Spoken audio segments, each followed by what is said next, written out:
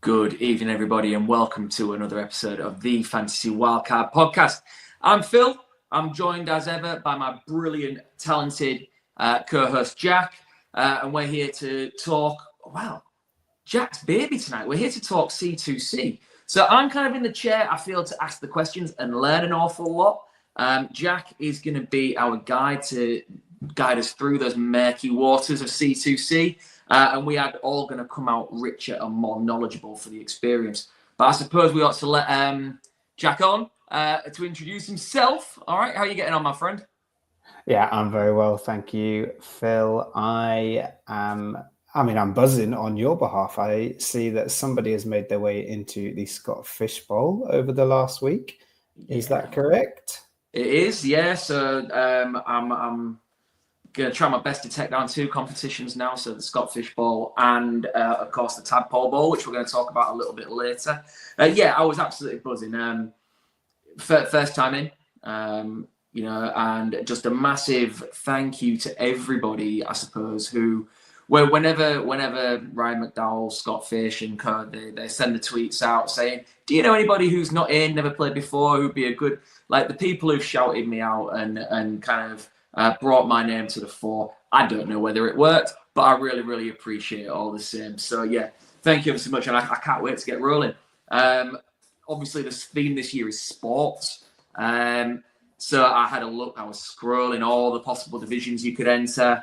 And there was no Baltimore Ravens division already filled. There was no Alabama divisions, I'm guessing already filled. So I was like, where shall I go? So I thought I'd rep Maryland. I've gone for the Maryland Terps division. I'm really looking forward to getting rolling. And let's see if I can make any noise in the competition whatsoever.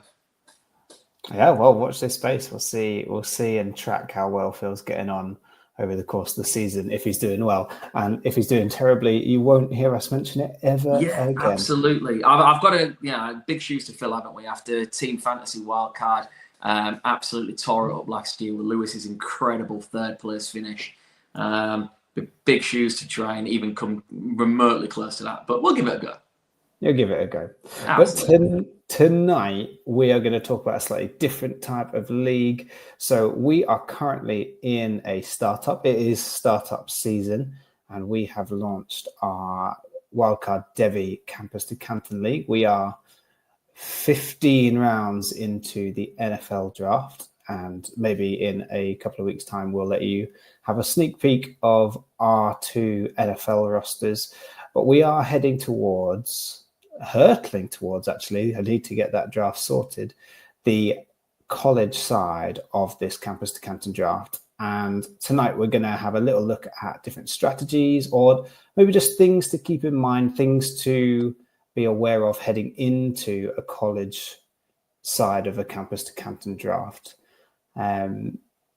Before we do, there's one piece of news that we do want to touch on, which is actually really quite devastating. So Evan Stewart is out for presumably the entire 2025 season with quite a horrible injury. Phil, what are your thoughts on this? You've written a fabulous article on it that our listeners should definitely check out.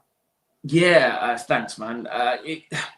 It wasn't fun to write, and I kind of alluded to that when I posted a link to it on Twitter. It felt a little bit like, dare I say, a little bit like ambulance chasing. But obviously, I think it's important to discuss. So Evan Stewart has torn his patella tendon, a gruesome injury, and a very difficult injury for wide receivers to recover from. And, the article really was more to kind of discuss with Devy players like what that means for his perceived market value, where it leaves him as a prospect, and to try and help owners think of a way forward, whilst also trying to be, very sympathetic to a young man whose life and potentially, not life hangs in the balance, goodness me, but career hangs in the balance. It wasn't a really fun, right? But I think quite an important one for players to kind of know what to do in that situation. I know what my advice is, Jack. I wonder immediately kind of what your thoughts are. Yeah, a real shame. I mean, it's quite pertinent. I have a couple of shares of Evan Stewart, and like your article says, drafted him a couple of years ago as a really top end prospect. Someone that I am definitely holding on to if I still have any shares, because the value plummet has already happened. I don't think this is someone that I'm just selling at any cost just because of what I've already invested. I've already invested a fair amount. I'm going to hope that there's a bounce back, not this season, but the year after, as slim as those hopes might be. Yeah, and like I said, I think that's the correct call, and that'd be my advice as well. First and foremost, if you own Evan Stewart, you've got to be looking to hold him. Now, I didn't quite spend the same capital in my only share of him. I took him as an incoming freshman in the final round of a Devy draft. So I feel a little bit like less worried because ultimately he was a fifth round flyer. Now, what I will say is, there was obviously the peak, and now we're on the way back down at the moment. But his career today, obviously, he made the decision to go back to Oregon this year because after transferring there last year, he never really hit the heights that we expected. And I think it was widely praised, his decision to go back to college as a sensible move to try and salvage his Devy stock and his NFL draft stock. And yeah, this is just a bit of a sickener, and there's kind of levels to it and layers to it in the sense that, first of all, it's a tough injury for wide receivers to come back from. Secondly, he can't. I suppose the good news is he can medically redshirt. He does have a year of eligibility. He will be able to come back for what would be his fifth season and use that redshirt. But that plummets him into a very deep 2027 wide receiver class. When you're looking for him to try and get adequate draft capital to make him a stickable player on your Devy rosters. But then there's also where he could be in another year's time at Oregon. This now, if it wasn't already looking that way, looks to be Decorian Moore's wide receiver room to go in and take over. And there's been some stunning clips of him coming out of their spring games and recent practices. And yeah, it just leaves me wondering how much of a mountain Evan Stewart has got to climb in order to be Devy relevant for us again. Yeah, if I'm honest, I envision that if Evan Stewart is healthy for the 2026 season, it won't be at Oregon. He'll probably transfer somewhere else. And a big part of that would be Oregon will move on. And that's the sad reality of professional sports, or semi-professional sports, as college football kind of is now after this week's ruling. But I think Evan Stewart will probably be heading elsewhere if he is going to be playing college football in 2026. And that is a shame, because he was set up to be the guy and really shine in Dan Lanning's offense in 2025. So really gutting for him personally. Obviously impactful for Devy, is not as important as his career and his life. But yeah, disappointing to hear. Yeah. And we wish him the best in his recovery. We hope that we do see him lighting up some college fields in 2026. That's it. Like we always say, ultimately, whether you own them or not, you start to pull for these players. You don't want to see any of them fail. And obviously, a minor setback for a major comeback in the hopes for Evan Stewart, I suppose. Right, on to happier news then, Jack. Okay, it is time for you, my friend, to enlighten me, because I put this idea forward. Obviously, we've set up the Fantasy Wildcard C2C Listener League. We have got a range of experiences in that league, including, Fantasy Wildcard's own Ali from the Dynasty Show, dipping his toes into C2C for the first time. I know we've got some regular Devy heads in there, guys that we've played in other leagues with as well, who listen to us regularly. But there's a wide range of C2C acumen in there, I think it's fair to say. And even myself, as a well-known Devy junkie, this is my first C2C league. And the more I looked into it, I think maybe I'm guilty of doing too much revision and too much research. All of a sudden, I am incredibly daunted by the prospect of trying to manage the transition of two rosters and build something competitive on both sides of the ball. I trust myself to build a decent dynasty roster. I trust myself to identify Devy talent.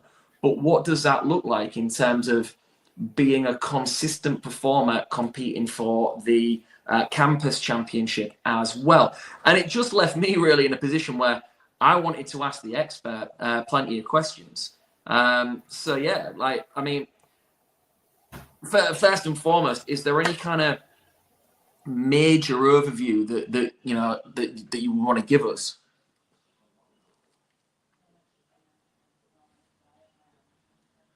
Okay.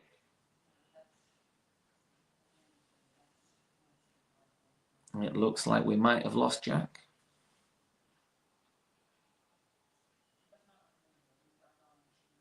Jack, you there, buddy? It doesn't look like. Are you with us, bud? I am very sorry for that. That's quite all right. No problem. I was like, hang on a minute. You just really going to fall by the wayside. The expert, I have to try and explain to everyone. You called me the expert, and then I just got so giddy that something went wrong with my computer. Well, we've got you. So, yeah, I suppose if you just want to kind of set the scene and help anybody who maybe isn't aware of why there's two drafts, first of all, and then, and yeah, we'll take it from there. I'll fire my questions at you rapido fashion. Yeah, let's do it. So campus to Canton leagues have two drafts because you are managing two separate rosters. They are linked because you are the owner of your college team and your NFL team, similar to a Devy league, I guess. You would have your Devy roster on a spreadsheet somewhere and your NFL roster, hopefully on Sleeper, but other platforms are available. And you have that college roster as a bit of a pipeline to your NFL team. So when they get drafted or when they get picked up as undrafted free agents, they can join your NFL roster before you have a rookie draft for that year. And obviously that rookie draft is then heavily depleted year on year because the big names theoretically have all been snapped up in the campus to Canton drafts or their own versions of rookie drafts, which we call supplemental drafts year on year. But there is a championship to fight.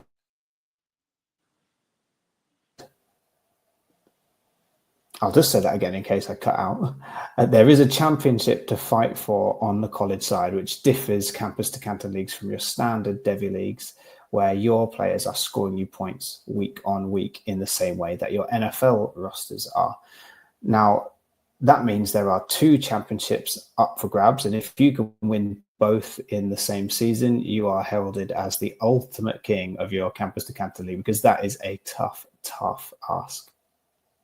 Yeah, it sounds it, because even in our startup, obviously, we've reversed the order.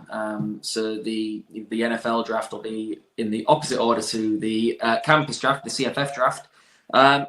And all of a sudden you start looking and thinking, yeah, so for example, the NFL side of this, I've drafted from the 102, which felt lovely until you start to think, actually, that means I'm getting the 111 in the college draft. Like, what a big difference that makes. In terms of starting off then, like those first rounds in the campus draft, is it best player available? Is that still a strategy? Or do I want to be looking at, and I suppose there will be some overlap, but do I want to be looking at the first kind of 4 or 5 rounds, filling it with guys who are likely to transition to my NFL roster and getting those Devy stars first? Yes, so best player available is kind of a mantra that has been preached for the NFL side of a draft for a long time, isn't it?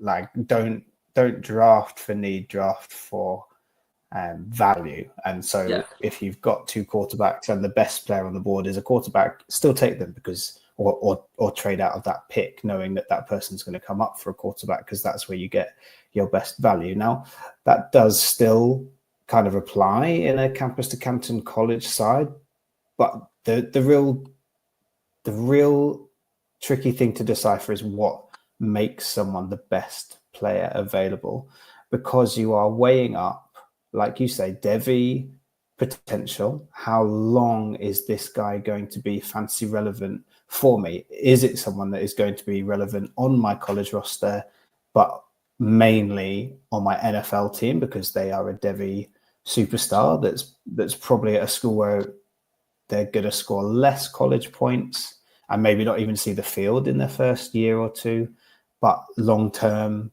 they are the best prospect for your NFL roster? Or is the best player available the guy that's going to help you win the college championship? So best player available, but the real kicker is how do you evaluate what the best player available is? Sure. So in terms of kind of, dare I say it, the one thing we always recommend people never do in Devy is draft to fill holes on their NFL side of the roster. I assume that translates across as well to the kind of C2C side of things. Yes, I would call that don't draft like Swiss cheese. You don't want to leave holes in your NFL roster. So in the same way that you would draft any kind of dynasty NFL side, you want to make sure that you are covered at all bases. You're obviously striving for elite assets at every position, but particularly at quarterback, we've seen that it's been quite challenging to project those top-end quarterbacks that are going to translate to the NFL. So some of those top-end quarterbacks in Dynasty still applies. So I'm not here to give hints and tips on how you should draft your NFL roster, apart from saying if you have deliberately drafted in a way that you think you're going to be able to fill in, say, quarterback with some of the top picks that you're making in your college side of the draft, that is a very risky strategy to take. It's a very risky approach to take. I know certain teams, maybe one of mine, relied heavily on in my first campus to Canton draft on players like DJ Uyogalele to fill a quarterback need, and I allowed myself to draft older quarterbacks on the campus, on the Canton side, thinking, well, I've got a ready-made replacement in 3 years or 4 years time, and that I fell flat on my face with. Yeah, I see that works really, really well. I knew the way this was going the second you mentioned DJU. But yeah, I think that's really important because, again, it kind of leads me into so many questions. But obviously, it's a very, very deep draft. Okay, so the college side of the draft has got 45 rounds there or thereabouts, 40 to 45 rounds. How long before you? Right, I'll try and rephrase it. How many rounds would you go through looking for guys that are going to translate and hit at both levels for both squads eventually before you go, do you know what? Give me the G5 guy that's going to win me a college championship. Or do you kind of spatter it all the way throughout? Yes, so there's a few different approaches. So you can go really Devy heavy, and I think most people would recommend that you do this certainly to start with. You want to be investing in assets that are going to last the long run. Theoretically, obviously, there's no guarantees, but you want to be looking for those guys that are going to be studs in the NFL, because that is where they're going to sit on your roster for the longest time. Yep. But also those top end talents are probably going to be, if not the top college fantasy producers, they're going to be pretty solid. Like if you've got a good wide receiver who's going to be an NFL receiver, he's going to score points on a Saturday for you too. So you want to really start your draft as if it's a normal Devy draft. You are hitting Devy player after Devy player to start your roster, even if they're not going to play. The beauty of a campus to Canton draft to start up on the college side is there's 45 rounds. So you've got some players that you're going to draft that you are never going to put in your lineup in the first year. Maybe won't even flirt with your starting lineup in the second year either. And it's okay. You can carry those players because they're not taxi squad spaces, but they kind of act a little bit like it. You can hold those Devy players who are in a crowded backfield or are a highly touted quarterback that you like the look of, but is behind a super senior who's having one last shot at college glory. Yeah, that makes complete sense. And then I suppose there's you definitely don't want to kind of. I suppose it'd be really easy if you're really happy with your NFL startup and the NFL side of things, and you build a contender on that side of the ball, to neglect the CFF side. Like, I suppose if you want to win, it can't be all the Devy guys, right? You've got to find, because I think this was the bit I found most daunting. Like, I watch a lot of ball on a weekend. I watch a lot of college football. I would like to think that if there's a Devy relevant player, I've got my finger on the pulse. But where the fuck State's running back in D2,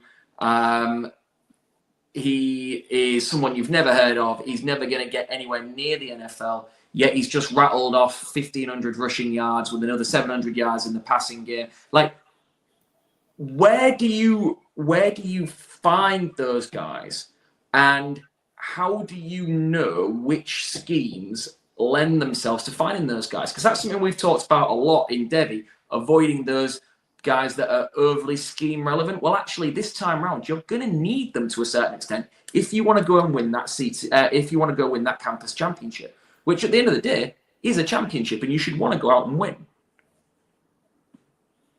Yeah, you definitely want to go out and win it and identifying those guys. There's two parts to this question out there. There's when do you draft them and how do you go about finding them? So for me, we're basically talking about the pivot point. So going from Devy heavy into college fantasy only guys, which is a loose term because some guys will surprise you and they'll be seen as college fantasy guys that actually then make your NFL rosters, the RJ Harvey.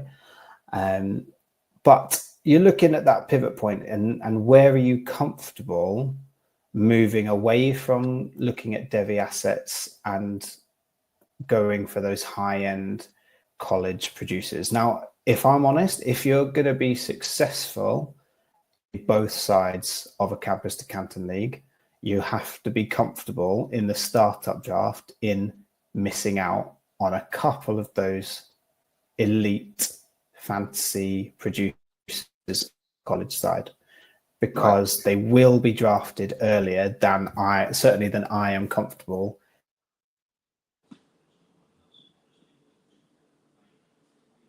Jack, we seem to have lost you again there, bud. But I think I get the where that's going.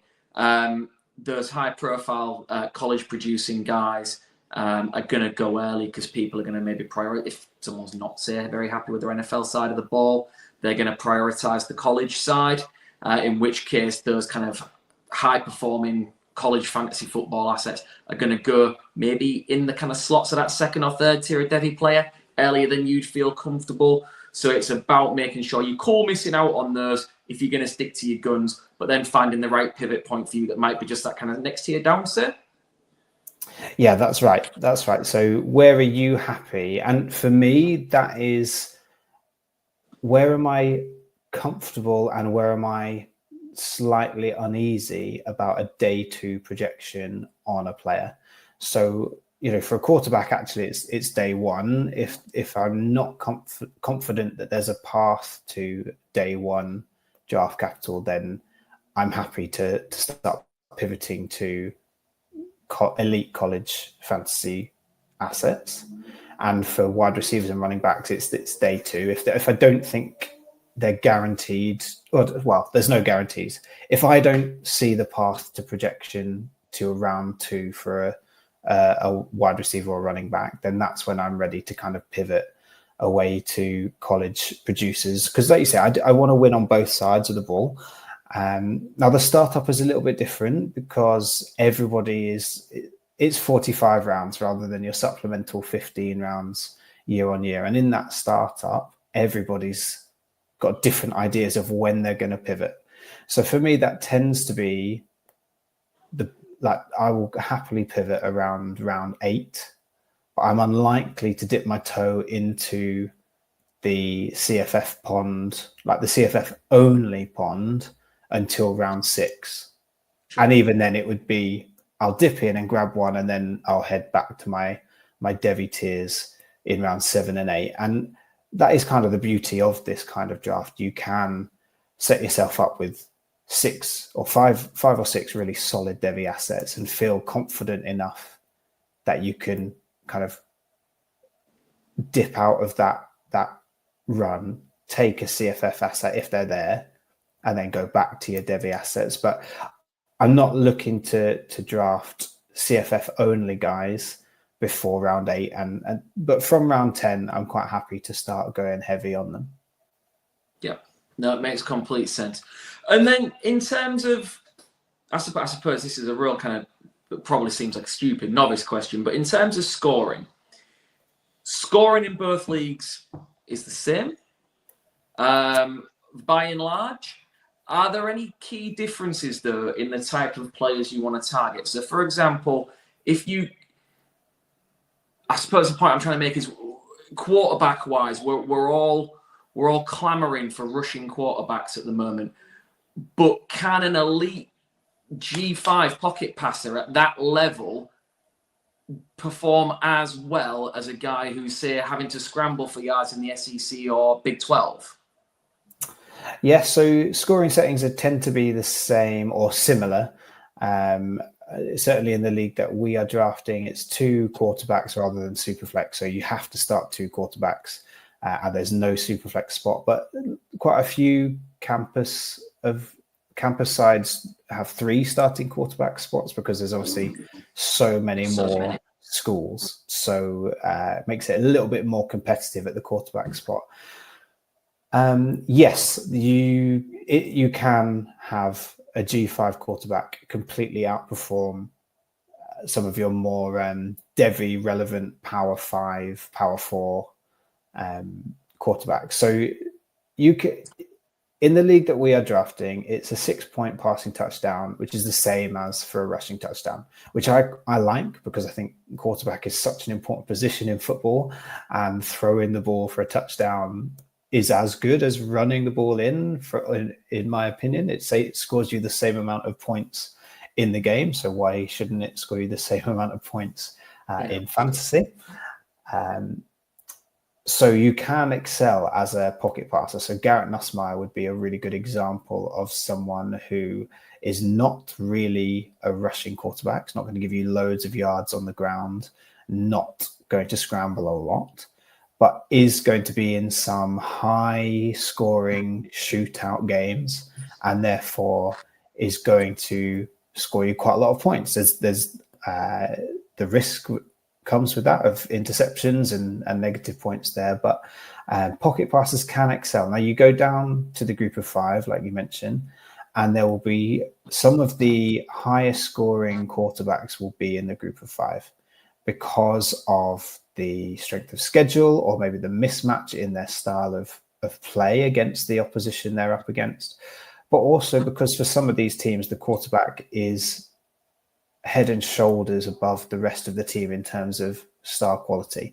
So he's going to be featured in the game plan, both passing and rushing. And even if he's not a super mobile, make it up on the go rusher, the game plan is still going to be based around him throwing the ball if that's his strength. So yes, some of the higher scoring quarterbacks will be group of 5 guys. You think of players like Caden Salter or Byron Brown a couple of years ago, where the first 2 quarterbacks taken off the board in some CFF drafts, but they're not really threatening any Devy rosters at the moment. Sure. Yeah, no, that makes sense. And then I suppose moving on from there, there's this idea of, we've said don't fill holes. And it's probably a little bit late now, given that we're in round 19 of the NFL side of the draft. But positionally, is there logic in targeting any positional groups in the campus side first. So the way my mindset, and again, you might tell me I'm completely wrong on this, but we look at the breakout ages and relevance of tight ends, and my strategy in my mind going into this as my first ever C2C draft was I don't want to wait and see, because we talk about Devy Titans all the time. It's the wild, wild west. Like, trying to gamble on the guys at the C2C, for a C2C league, for me, it made more sense to go relatively tight end heavy. So I've already got 4 tight ends on my NFL roster, because I don't want to be worrying about finding a guy that's going to translate later. Take for example, an Aranda Gadsden, who put up big points at Syracuse last year. He had wide receiver tight end flexibility and dual eligibility on Fantrax last year. Now he's on Sleeper as a tight end, but there's a distinct possibility he's not going to see a lot of game time. We don't know whether he's going to translate. He didn't get amazing draft capital. So yeah, am I barking up the right tree? Are there definitely positional groups you want to take more swings at a bat at because of the translatability? Are there groups that you would want to focus on more in the NFL side of the draft, more than you perhaps would in others? I don't know. Maybe I'm making it up. It just seems to make sense to my little brain. Yeah, no, I totally agree, especially on the tight end position. In your campus side of the draft, what you are swinging the bat at is usually, well, for me, primarily college fantasy football points. I struggle to project tight ends to the NFL, and the guys that you're taking swings at in college are probably scheme dependent tight ends. Like you say, Aranda Gadsden had that dual eligibility on Fantrax, but lined up as a wide receiver like 96% of the time. Yeah. His translation to the NFL is not that role. He's not going to be lined up out of the slot 96% of the time in the NFL. That's just not going to happen. So tight end is the position that I would want to have shored up on the NFL side. Now, saying that, shoring up tight end on the NFL side isn't the easiest thing to do anyway. But certainly I kind of count tight end as a free hit every year on my campus rosters. So they're the guys that I'm looking to draft in my supplemental draft. So these are established leagues that they've had their startup. We're 2 years in. We'll have a 15-round supplemental draft, and I'm usually looking for 3 or 4 tight ends because they have been scheme dependent and they've been great for me, but they've moved on, or one of the coaches has changed, or the quarterback isn't there anymore. So tight ends are super, super time and place dependent. So I basically try and leave tight ends and swing for them late in a campus draft. And even, most campus to Canton leagues will have like a limited waiver runs for the campus side to try and make sure that next year's supplemental draft still has some value. Decent talent, yeah, sure. But those, the first 2-3 weeks of the season are where I'd be looking to use at least one waiver claim on a tight end that is emerging in CFF for those kind of purposes. So don't need to worry too much about them in the draft. Try and pick them up when you see that being proven, when you see their points on the board. That's when I'm looking to pick up tight ends that are going to impact my campus roster. In terms of other position groups, like we say with those Devy prospects, wide receivers are, who I look to draft. And I'm obviously interested in running backs when the value's there, but wide receivers are easier to project into the NFL, and some of those top players are going to be, some of those top wide receivers are going to be top college fantasy point scorers as well. You think of Jeremiah Smith.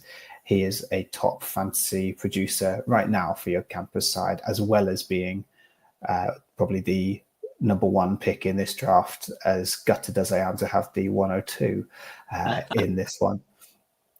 But outside of that, when we're looking at the position groups to target for fantasy points, elite college fantasy producers dry up quite quickly at the wide receiver position. And there are lots of players that will score you lots of decent points.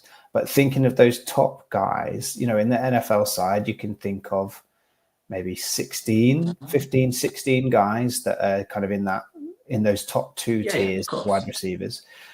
In campus to Canton drafts, that college side dries up much quicker than that. The guys that you can rely on week in, week out to be in the top 15 scorers each week is slim.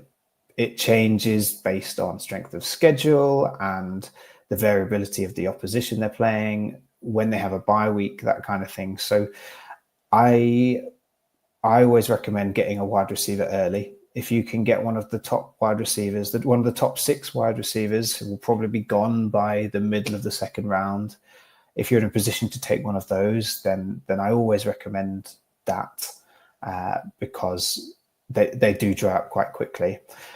As soon as you get past that top tier of wide receivers, though, I flip to picking up running backs. And this is kind of against my Devy brain. This is full college fantasy points mode, because you've then got a bigger tier of running backs that you can rely on, but you need 2 or 3 of them because the drop off is quite huge after this big tier of running backs. So that second tier of running backs is quite big. You probably see, any of 20 names in there that you'd be happy taking. But after that group, there's a severe drop off in fantasy production that we can count on at this stage. So trying to get a wide receiver and 2 of those top scoring running backs, that's certainly in my mindset as I pivot towards college fantasy producers. So again, and I'm learning so much. I'm trying to take so much of this in, and this is going to be a show. I always try and watch our shows back just to make sure we're not talking absolute gibberish. But this is one I'm going to watch back and get and listen back to, probably in the car when I'm in the gym, just so I can try and get these ideas ticking over. And because there's so much information coming my way. I see the point completely about how the running back strategy changes, perhaps from particularly your approach in Devy, although I am rubbing off on you slightly.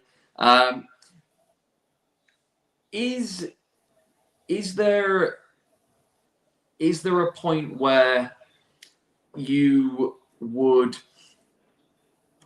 So you've talked about people's pivot points being different, and where you go to get that elite CFF value and the Devy points. Is it possible to? Is it common to see people overdraft? I say overdraft, but keep drafting the Devy guys. The college fantasy production guys drop to that kind of 7, 8, 9, 10. But then actually you start those guys anyway and leave those Devy guys that you drafted higher sat on your bench. Sorry, Phil, you're going to have to ask that question again. I completely lost you. Yeah, no worries. So I suppose we were talking pivot points. We were talking about where you start to look for college fantasy players as opposed to Devy relevant players. And I guess I was asking, is there a kind of pipeline where you still see Devy players getting drafted, say rounds 5, 6, and then the CFF guy that you take in 8, 9, and 10 ends up being the guy in your starting spot anyway, while you just keep the Devy relevant guy sat there because he's perhaps not performing as well? Yes. Even the players you're picking in the first round, you might be sat on your bench. But yes, the players that you pick who are Devy relevant in your 6th, 7th, 8th rounds could well be sat on your bench while you then hoover up college starters for your roster in rounds. Even as late, you've got 45 rounds. You want to use those last few rounds to take flyers on huge upside college fantasy producers. So your starting roster is probably going to be made up mostly of those guys who are rounds 10 to 35. That's where you're building your main point scorers, unless you're picking those guys who are Devy relevant and elite fantasy producers. So Jeremiah Smith, Ryan Williams, Jojo Trader maybe this year. There's definitely gems in there in those first 5, 6 rounds that You're going to pick up guys that do both. Jeremiah Love, someone that fits somewhere in those first 3 rounds of a Devy draft. I mean, if I'm drafting with you, he's going in the first round, but he's also going to be a really strong fantasy point scorer. So he's going to be someone that goes straight into your starting lineup. But then we mentioned before the show started that the kind of number 1 pick in most CFF drafts that I've seen happening over the last couple of months is Desmond Reed, the running back out of Pitt. And he's someone who's not really that Devy relevant for me, certainly at this point. I'd love to see more of him. And again, that's not us hoping that he doesn't. We hope that he proves us wrong. But he's one of those guys that I see as CFF only, certainly for now. And that's a guy who someone is probably going to take in the first 4 rounds. And he's going to be probably the top scoring running back in the game, in the format. He's someone that you have to be comfortable missing out on in order to do well at both sides of this, I think. So, yeah, you're picking up starters in your lineup all across your draft. Desmond Reed, this time last year, Desmond Reed was completely undrafted in Campus to Canton startups. I picked him off waivers in 2 of my Campus to Canton leagues, and he helped me ride the way to the playoffs.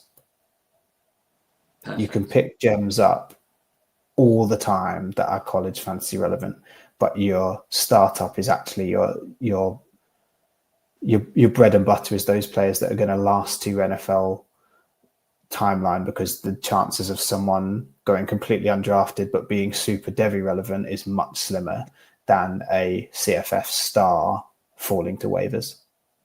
No, listen, there has been so much to take away from that conversation. And I would say I'm really excited. I'm really excited to test my chops, test my mettle, see how I get on.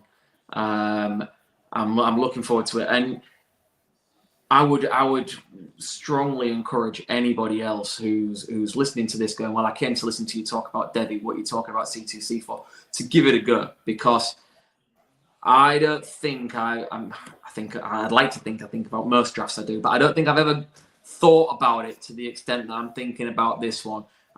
It definitely is one to really kind of test your skills. So yeah, Jack, you've given us all sorts of fantastic things to think about there. So yeah, thank you for letting me pick your brains, mate. That is very much okay. I'm sorry for any connection issues that may be happening. We are on the fly here, so we'll review this after it's recorded. No worries. I suppose the one other thing we wanted to talk about while we're deep into college drafts and talking that fine line between C2C and college fantasy production is the Tadpole Bowl. We wanted to talk a little bit more. Obviously, we're both going to be competing in the Tadpole Bowl this year, the inaugural Tadpole Bowl, and we're starting to get little nuggets dropping in now about the format, about the competition itself. So yeah, we just wanted to take a little bit of time to talk CFF strategy and Tadpole Bowl strategy. And I suppose the first thing I noticed was having a look at the scoring. Now, Scott Fishbowl over the years has become renowned for some quite quirky scoring year in, year out. They try and freshen it up to keep everybody on their toes. So we were watching with kind of great wonderment as to what the Tadpole Bowl, the inaugural Tadpole Bowl, was going to look like. And it's quite safe, I think, in terms of its scoring. So it is Superflex, PPR, no tight end premium, 6-point quarterback touchdowns, 0.05 yards, 0.05 points per yard. So that is 20 yards per point for passing. Rushing and receiving is your standard 10 yards per point, so 0.1 points per yard.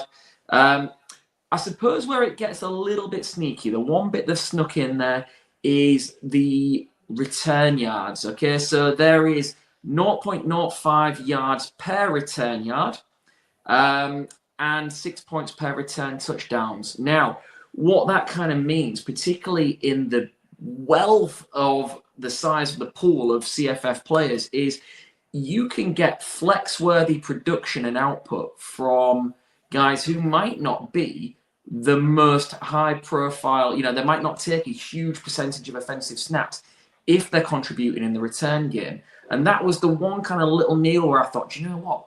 There's potential to dig a little deeper here and find some gems for your roster that other people might be sleeping on because of that return value. There's also turnovers, QB turnovers, interceptions, fumbles, lost, etc. Carry a 2-point punishment. So you want to make sure that your backs have got safe hands, and that your quarterbacks, yes, we want to see them air it out, but let's make sure that we're not committing to guys who are very high turnover worthy. But yeah, it's interesting, particularly that flex, those flex spots with the return value. 25 round teams. There is a limit to quarterbacks. You cannot roster any more than 5, which makes complete sense. But after watching Mags' startup on the Dynasty show last week, where he went QB crazy, obviously you would have to rein that in. So yeah, I suppose it's just a good time to talk again about building, I suppose. How do you think you'd approach this one, Jack? It's really interesting because that wrinkle of return yards boosts certain players' value, doesn't it? Some of those running backs or wide receivers that are decent or in a decent position to score you some points, but also in their primary position, but then are the primary return man on kicks is going to really boost them up. I wonder what that does for players like defensive players who are return men. So I'm thinking Caleb Downs at Ohio State is the primary, or has been the primary return guy, has returned a couple of touchdowns in that case. So super interesting to see how that affects like a college fantasy football draft and that wrinkle and where that impacts. Because you mentioned before the show, there's a couple of guys who, their yardage over the season is kind of in the 500, 600 yards range. But when you add on their return yardage, they're suddenly scoring you over 1,000 yards for the season. And that puts you up there with certainly the top wide receivers in college fantasy football who are kind of getting you between 1,400 and 1,600 yards over the season. So that's a huge boost if you can accurately predict someone who's going to have some usage as a running back or some usage as a wide receiver, but is going to give you real bonus yardage in the return game. Yeah, absolutely. So I've been looking at this and prepping something for In Between Media, and the example I came up with is a returner with 3 catches. So 3 catches on offense for 40 yards, 100 return yards, and that's 12 points before you started, because it's PPR as well. So you get the points for the yardage, you get the points for the receptions, and then 5 points for the return yards if they crack 100 yards. That's 12 points without a touchdown. That's flex worthy in most formats. And so there are guys, it makes sense. Like I would say in the middle rounds of those drafts, when you're drafting in the Tadpole Bowl, when you're building that flex depth, look for return value. It could be a real edge in the depth of your 25-man lineup for sure. Yeah. I think what this is also going to do is, because there's no tight end premium and this wrinkle is in there, your tight ends are going to be pushed right down the draft board. You don't need to be spending a premium pick on a tight end, because unless they're one of those cheat codes that is actually lining up as wide receiver, they're not going to be getting the production that you want, and then they're going to be outscored by pure returners potentially. Yeah, absolutely. I mean, in the advice I'm kind of putting together, I'm not looking for more than 2. I don't think, unless I get unless the board falls in a position where I can draft a guy who profiles similarly to, I mean, no one's going to profile quite like Harold Fanning did. But what I mean is the clear number one on their offense. Like unless you fall into that guy by value, I'm looking for two bodies that are going to start every week for their team, but I won't be drafting them till way later. Otherwise, you're right. It's looking for players who can fill out those flex spots, wide receivers, guys who are maybe wide receiver twos on high passing volume teams. In those later rounds will probably carry more value than the tight ends. So again, looking at guys, either target hogs in group of 5 schools or guys who maybe, like I said, the wide receiver twos on your San Jose States, North Texas, Syracuse, Maryland, sides that pass the ball over 40 times a game. Like I'm looking for receivers from them and they're kind of wide receiver 2, wide receiver 3s for those depth spots rather than those tight ends, because without the tight end premium, you're right, it hardly makes it worth it. Yeah, well, you think of schools like Colorado had 3 wide receivers who were all within the top 50 wide receivers fantasy-wise last season, because they just refused to run the ball, but they were throwing the ball so often that those guys are going to completely outscore any tight end that is the primary option on a low volume passing attack. Any running back that's even on a balance scheme, you think, those air raid offenses, which do still truly exist in college football, are going to be great for the Tadpole Bowl. I assume, I've not played Scott Fish Bowl before. I assume there's no waivers. It's not a continuous drop and pick up kind of league. I will double check. That's a great question. And have I got Fantrax on my iPad? Ironically, I don't think I do. However, I seem to think that waivers might run throughout. I think I may have seen that. Okay, that would be a really good thing in terms of strategically planning for the season. And the point that I would really make is it's really important for college fantasy football is to not get attached to the guys that you drafted. There are examples of guys who are in the perfect situation, the perfect offense. They have the right coach and the right strength of schedule that you'll draft in the second round, and they will absolutely flop for you. And the great thing about college fantasy football is that you can just move on. Don't be as attached to them as you would be if this was an NFL redraft league where the pool is much smaller. The pool is massive, and there'll be breakout stars in weeks.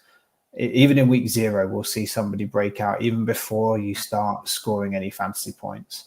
There'll be players to pick up off waivers. So if waivers are an option, it's it's taking the shackles off. Be happy to drop a guy who's not scoring you points.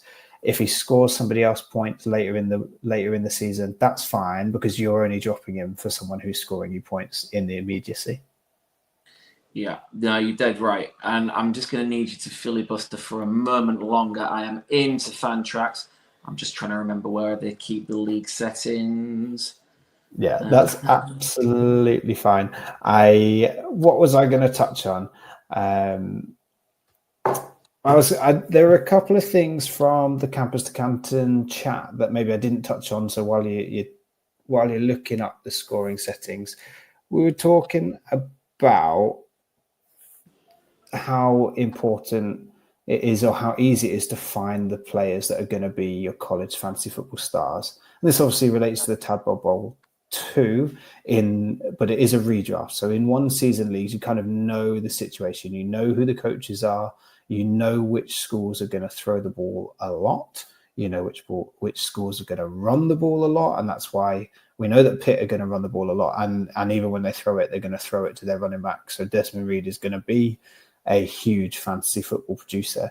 But with your campus side of a Campus to Canton, with the way that players move and the way that schools change coaches and The transfer portal and NIL changes so much. Even if it's not the player you've drafted, if the quarterback is the guy that leaves, or the head coach goes and a new guy comes in with a different philosophy, some of those, CFF only guys might just be 1 year rentals. That's another thing to bear in mind with your campus to Canton draft, that these guys might just be for 1, and that's all you've got.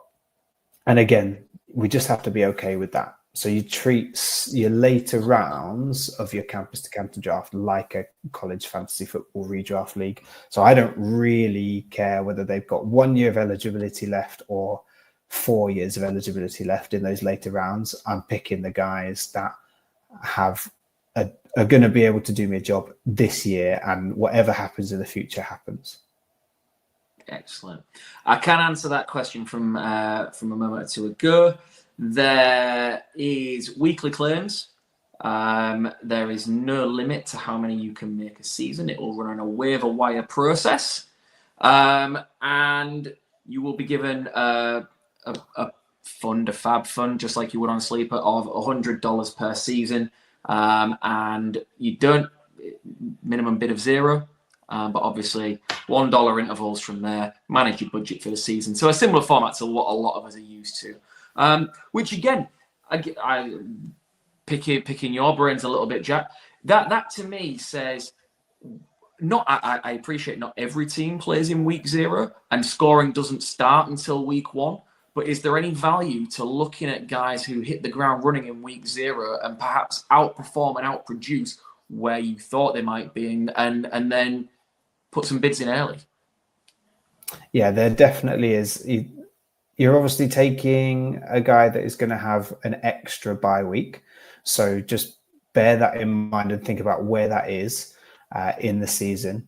But yes, there's definitely value in looking at week 0 results. I tend to take those guys and put them on a watch list and not put a claim in until week 1. But if I see consistent production in week 0, and if they have a game week 1 or if they have a game week 2, then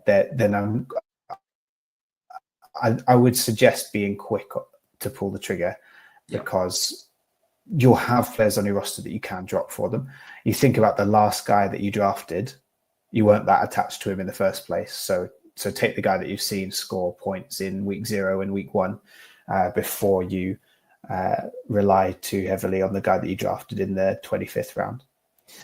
Bye weeks is also a big thing. Just as a highlight, there will be some players who are on a bye week when the college fantasy football playoffs begin.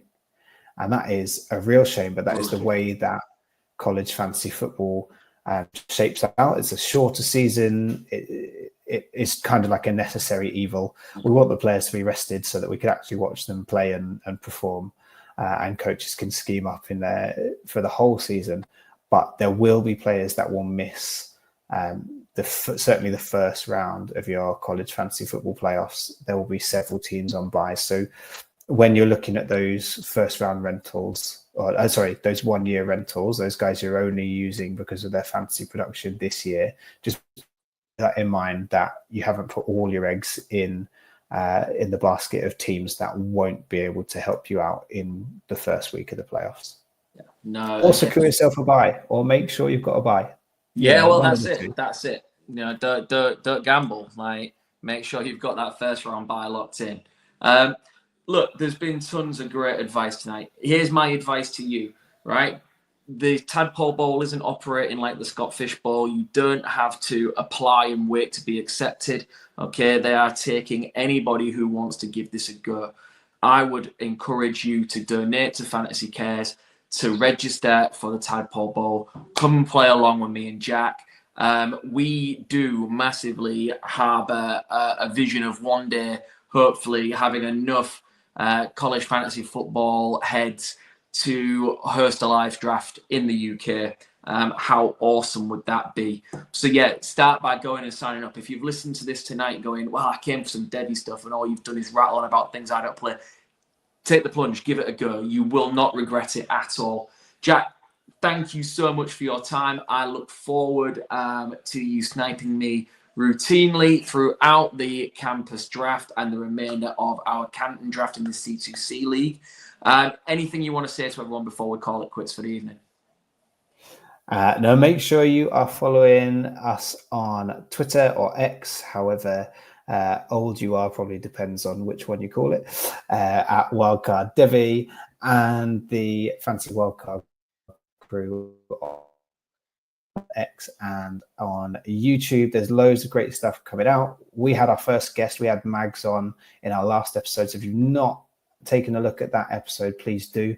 I've had some personal feedback that it was really good, and some of our listeners enjoyed it. So it's not just me saying it's good; it's someone else completely independent who enjoyed that episode. So check out Mags on our channel and Mags on his channel as well. And apologies again for any of the black spots in tonight's episode. I will have a look at my internet and give it a fix for next time. Cool. All right. Well, until a fortnight, we'll see you guys in a fortnight when we'll be back to talk more Devy goodness. Until then, all right, you take care. Peace.